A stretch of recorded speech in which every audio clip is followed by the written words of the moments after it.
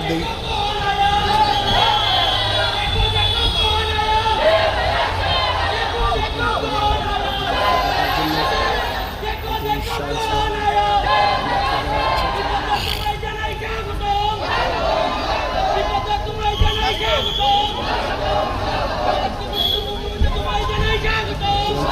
বিপ্লব কুমার দেবের সাথে একই গাড়িতে করে আসেন রাজ্য সরকারের মন্ত্রী সুশান্ত চৌধুরী, ওনার সাথে আসেন।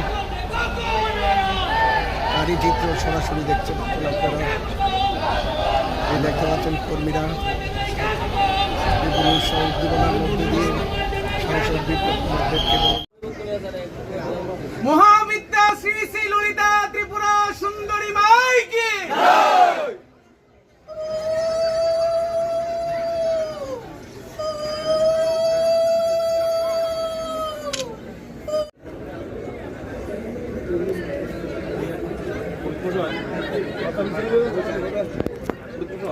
ওই মার অংশটা আছে না, এখান থেকে ইয়াটা লাগাই দিয়েছে।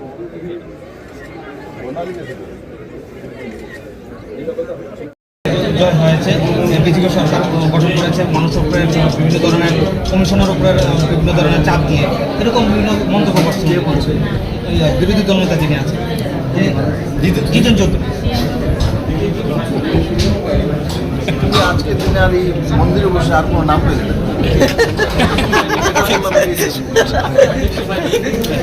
Thank you.